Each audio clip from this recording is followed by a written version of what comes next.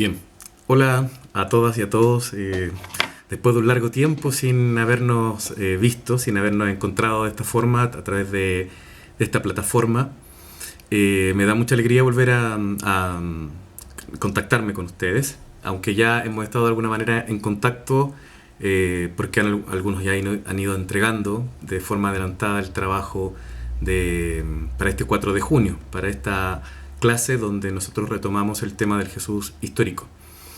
Nosotros hemos visto hasta la última clase, que fue el 14 de mayo, ha pasado harto tiempo, estuvimos viendo elementos que tienen que ver con la historicidad de Jesús.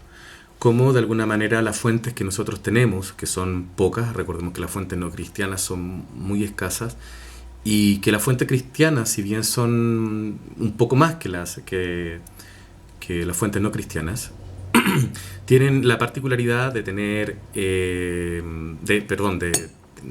sesgo creyente, de lo confesional. Y por eso entonces a veces tiene ciertos reparos. No obstante, los historiadores hoy día en su totalidad consideran que Jesús sí fue un personaje histórico, en su mayoría. Obviamente que hay algunos detractores y hay personas que no lo creen y que tienen también algunos argumentos refutables, y a juicio de un historiador agnóstico que yo leo y que respeto profundamente, que es Antonio Piñero, hoy día ningún historiador podría negar la existencia de Jesús de Nazaret. Hay muchos elementos discutibles, absolutamente, muchos, pero que fue un sujeto que ocupó un lugar en la historia, eso hoy día no cabe duda. Y en ese sentido la investigación acerca de Jesús y esta etapa, esta parte denominada Jesús histórico, que brota de la tercera búsqueda, da ciertos elementos que para ello pertenecerían a la biografía, a la vida de Jesús. Algo que tal vez no dije o pasó muy deprisa en algún momento, es que hay dos elementos, que a juicio de todos los investigadores serían indiscutiblemente parte de la vida de Jesús, que tiene que ver con el bautismo de Juan, el bautismo hecho por Juan Bautista, y su crucifixión. Son los dos elementos que a juicio de la mayoría es lo más histórico de Jesús. Tanto sus palabras, sus hechos, el lugar de su nacimiento, su origen y otros elementos son discutibles. Más estos dos al parecer son altamente lo más probable. Ya lo vamos a ver en su momento también con mayor detención, porque estamos recién en el comienzo, en los primeros dos hitos. El primer hito de alguna forma se desprende de los dos más indiscutibles, que es el bautismo y la muerte de Jesús, porque si estamos hablando de la muerte de un personaje, este nació en algún momento, y por lo tanto su nacimiento habría que ubicarlo bajo el reinado de Herodes el Grande. Herodes, que fue, ustedes ya lo leyeron con la lectura de José Luis Martín Descalzo, el primer informe, fue el primer rey bajo la administración romana en ocupar el cargo de monarca de Israel, un cargo nominativo porque al final siempre estaba vinculado al poder del emperador. Herodes el Grande, para congraciarse con este pueblo, muchas cosas hizo, entre ellas hasta construye el templo, lo reconstruye. Hace matrimonios para tener ciertas alianzas también políticas, pero no tuvo mucho éxito. Sabemos de este rey por Jesús, sabemos mucho más, digamos, ¿no? Se interesa mucho más la historia a partir de lo que los evangelios nos cuentan, que es el rey bajo cuyo reinado Jesús habría nacido en la ciudad de Belén. El tema de Belén y Nazaret lo estuvimos discutiendo también, ¿no? Recordemos que lo más probable es que sea Jesús nacido en Nazaret y que Belén sea un lugar teológico. Y que eso no fue ningún problema ni ruido para los primeros cristianos conocedores del lugar exacto donde Jesús había nacido, que los evangelios levantasen como lugar de nacimiento de Jesús Belén, porque el significado es teológico. Belén es el lugar donde la tradición judía colocaba una esperanza, ¿no? El Mesías vendría de la casa de David. ¿Y dónde había nacido David? En Belén. Por lo tanto, la profecía mesiánica, la profecía de la llegada de un Salvador, de un ungido por Dios, tendría que cumplirse. Los cristianos de raíz judía, porque eran judíos, ¿no? Fueron judíos por mucho tiempo, aún así creyendo en Jesús. Los cristianos no tuvieron problema entonces en situar a Jesús naciendo en Belén, porque lo que están queriendo decir en el fondo es que Jesús es el Mesías descendiente de David. No hay que esperar más. Es una teología audaz, es un recurso audaz también, pero no puede ser catalogado de mentira porque, insisto, todos saben, cuando los evangelios salen a la luz, cuando se escriben, hay personas y testigos que conocen todavía el lugar donde Jesús nació. Habría alguien que lo hubiese contradecido o se habría gestado algún tipo de polémica. No ocurre eso. Y es poco importante en el sentido de la naturaleza de los textos, porque volvemos a lo que hemos dicho en alguna ocasión. Los evangelios son reflexión teológica, no persigue ser información exacta, ¿no? Es teología. Uno tiene que sintonizar los ojos y aplicar una lógica para leerlos, ¿no? Bien, entonces, número 1, Jesús habría nacido o en Belén o en Nazaret, pero lo más probable es que nace bajo la Palestina romana, bajo el reinado de Herodes el Grande, en tiempos de Augusto, del emperador Augusto, y probablemente entre los años 7 al 5 a.C. Nace de una mujer llamada Miriam, los evangelios la mencionan en varias ocasiones. Su lugar destaca en los orígenes de Jesús en dos evangelios, en el evangelio de Mateo y en el evangelio de Lucas. En evangelios apócrifos también, pero más tardíos, más lejanos al siglo I. María, cuyo nombre evoca a la hermana de Moisés, un gran líder político religioso, el hombre de la ley, ¿no?, para el pueblo de Israel. Evoca entonces en tiempos de la Palestina romana una mujer cuyo valor, cuyo lugar también en la historia de salvación de Israel fue importante. Los nombres, no se olviden, en esa época y en esta cultura tienen mucho peso, de alguna forma determinan el camino y el futuro de las personas. Pues bien, María entonces, según los evangelios, que es la información que a nosotros nos consta como fuente, es esposa, está comprometida con un hombre llamado José. Y en el intertanto del compromiso y del matrimonio queda embarazada. Y ahí hay toda una discusión. Los historiadores o los investigadores dicen, al final, que no se puede interpretar obra y gracia del Espíritu Santo como una explicación biológica. Es más bien una explicación teológica o una respuesta teológica. Y como veían ustedes seguramente en las últimas diapositivas del PPT, hasta Ratzinger como teólogo, antes de ser Benedicto XVI, el actual Papa Emérito, señala que la condición divina de Jesús no proviene de una combinación de los genes divinos con los genes humanos de María, ni tampoco proviene de un intercambio fisiológico, ¿no?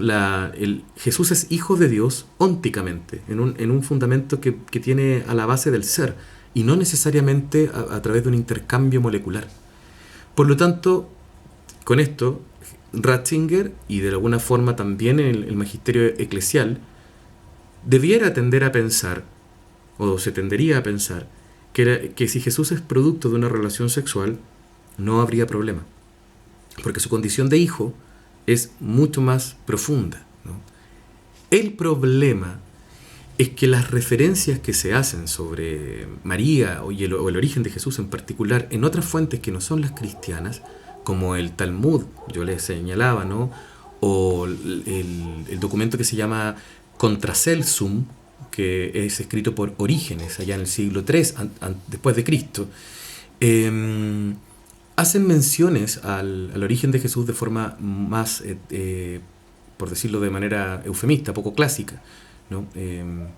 Hablan no solo de un adulterio, sino también de un ultraje, y todo eso entonces va alimentando, de alguna forma, la sospecha que a los orígenes de Jesús, o en los orígenes de Jesús, existió una situación mucho más conflictiva y escandalosa de la que nosotros nos imaginamos, o dolorosa, o traumática, ¿no?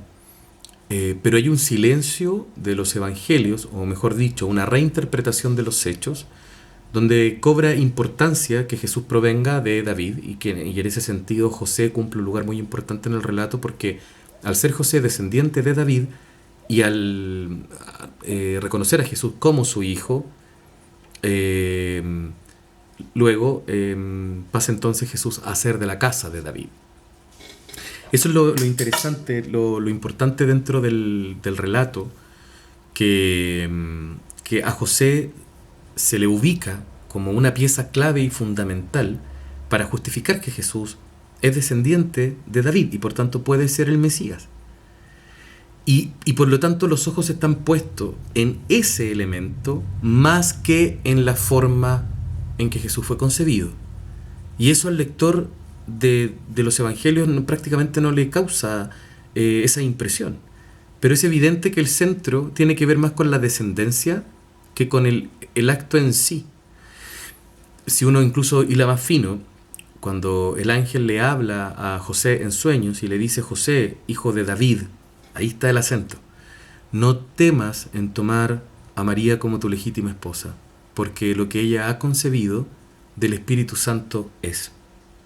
Por lo tanto, queda claro que Jesús no es hijo de José. Y si lo sumamos a lo que dice Ratzinger, que dice: no hay obstáculo para pensar que Jesús proviene de una concepción natural, pues entonces el escándalo radica ahí, ¿no? ¿Quién es el Padre, ¿no?, en estas condiciones? Y por eso insisto, ¿no?, y lo quiero recalcar mucho, porque en algunas ocasiones ha pasado que obviamente la conclusión inmediata es: el profesor está enseñando de que María no es virgen, o etcétera, etcétera. Pero el tema no pasa por eso, ¿no? Porque el tema pasa porque se propone acá una investigación que prescinde del dogma. Si estuviera hablando de cristología, que es el estudio del dogma, obviamente que mi discurso tiene que ser otro. El Jesús histórico prescinde de los enunciados de la fe. Por lo tanto, no le interesa al historiador, y en ese sentido yo me coloco muy en la línea de Piñero, ¿no?, de Antonio Piñero, que dice al final: la propuesta que surge del Jesús histórico, o lo que se dice acerca del Jesús histórico, trata antes de todos los elementos que la historia, que la disciplina llamada historia, puede captar, puede aislar, puede proponer como biográfico, ¿no?, como parte de. Entonces, bueno, esto lo digo porque muchas veces este tema de la concepción virginal de Jesús es complejo, es muy complejo. Yo creo, y con esto cerrando el tema para poder abrirnos a nuestra tercera unidad, o nuestro tercer tópico, mejor dicho, no unidad, yo creo que hay varios elementos que se tienen que repensar en esto, ¿no? Uno, que los dogmas fueron escritos en contextos históricos, culturales y antropológicos que quizás no son hoy día los caminos ni las formulaciones adecuadas para poder explicitar el misterio de Dios, o explicitar el mensaje de Jesús, o explicitar las naturalezas de Jesús, ¿no? Segundo, que hay que replantearse ciertos conceptos, ¿no? ¿Qué entendemos por Dios? ¿Qué entendemos por virginidad? ¿Qué entendemos por divinidad, más que Dios? ¿Qué entendemos por naturaleza divina, naturaleza humana? ¿Qué entendemos por virginidad? ¿Qué trata de decir la Iglesia cuando habla de eso, ¿no? Porque claramente la virginidad aparece dentro del relato como lo voy a decir de esta manera, como la pared que Dios tiene que saltar, como el obstáculo, para demostrar que para Dios no hay nada imposible. Cuando uno, por ejemplo, dice el desierto florido, de lo que uno repara es que cómo puede haber flor en el desierto, si es contradictorio, ¿no? Ahí lo importante, lo que realmente llama la atención son las flores, lo florido, ¿no? Lo otro sirve solo como punto de contraste. La Virgen ha concebido de Dios, ¿no? Dios da la vida allí donde no hay posibilidad. Por lo tanto, viéndolo así, es distinto a verlo con la literalidad que muchas veces se ha planteado el asunto, ¿no? Una literalidad que ha jugado en contra del debate, de la reflexión, y que a fin de cuentas no merma en nada, el legado de Jesús de Nazaret, ¿no? En nada. De hecho, es más, yo creo que coloca como el desafío a darnos cuenta que hemos logrado con los discursos sobre la sexualidad a partir de una óptica católica en nuestra espiritualidad, ¿no? Antes de colocar el acento en aquella dimensión ética de Jesús de Nazaret, su compromiso con los pobres, con la justicia, ¿no? La obsesión por el tema de lo sexual en la iglesia ha costado carísimo. Y en ese sentido, el Evangelio vuelve a tener un tono que ayuda a dónde ir, dónde está el centro, ¿no? Ni siquiera los evangelistas que se quedaron en la polémica que María concibió no de su esposo, ¿no? Inmediatamente trascienden eso. Sirva el detalle solo para entender que la historia parte de la manera no convencional. Uno, ¿qué esperaría? Lo que de alguna manera los reyes magos representan, ¿no? Que un rey nazca en un palacio. Por eso en el relato de Mateo, los reyes parten a buscar a Jesús al palacio.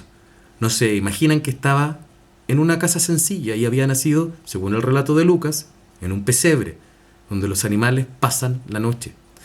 Entonces, esos son los contrastes que el Evangelio presenta. ¿Por qué este relato, Evangelio, Evangelía, buena noticia? ¿Por qué se transforma en una buena noticia? Porque el pobre, porque el lugar del paria, porque el lugar del excluido, porque todos los detalles que están rodeando el origen y el nacimiento de Jesús evocan un nuevo orden. No se trata del orden imperial. Creo que se los dije que el relato del emperador, cuando nace el emperador César Augusto, se anuncia como la Evangelia, la buena noticia para todo el imperio. 60 años después, Marcos toma el mismo concepto, ubicado en el ámbito de lo político, referido al nacimiento del divino, el divino Augusto, para hablar del nacimiento de Jesús de Nazaret. El divino, digamos, desde el otro lado, ¿no? Es divino desde la contraparte, es divino desde los márgenes. No nacerá en la cuna de oro que habrá nacido el emperador romano. No, este es un Dios para los pobres. Este es un Dios para el paria. Este es un Dios para el excluido, para el marginal, para el que socialmente corre riesgos desde la ley. Por eso es interesante, porque María acepta contra toda voluntad, o mejor dicho, me corrijo, María acepta contra todo pronóstico. María acepta tener a Jesús, ¿no? Sabiendo que en el fondo desde la ley mosaica corre el riesgo de ser acusada de adúltera, ¿no? Eso es un riesgo, ¿no?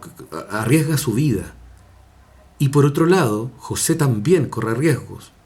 José, por su parte, acepta y reconoce ese hijo.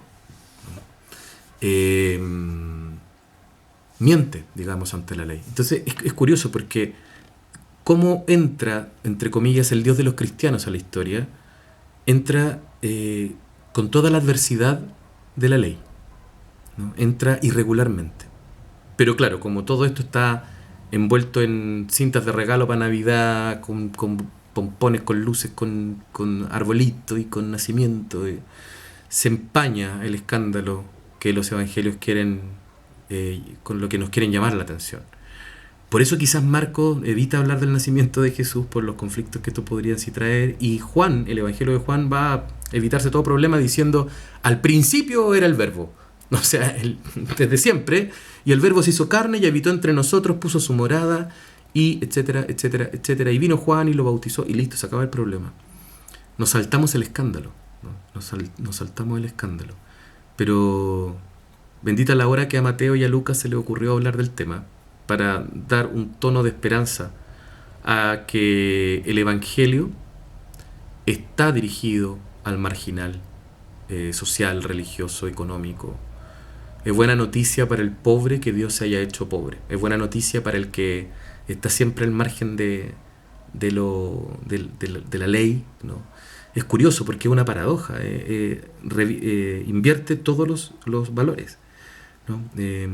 Y expectativas, ¿no? Por eso el Evangelio para muchos es muy duro, ¿no? Incluso Jesús se lo dice en alguna ocasión, ¿no? Es muy duro este lenguaje. Bien, entonces espero haber aclarado, quizás ampliando un poco también más la reflexión en torno a lo que estábamos viendo. Y seguimos entonces con el tercer punto, que es un judío del siglo I. ¿no? En el próximo video entonces voy a explicar en qué consiste esta tercera, digamos,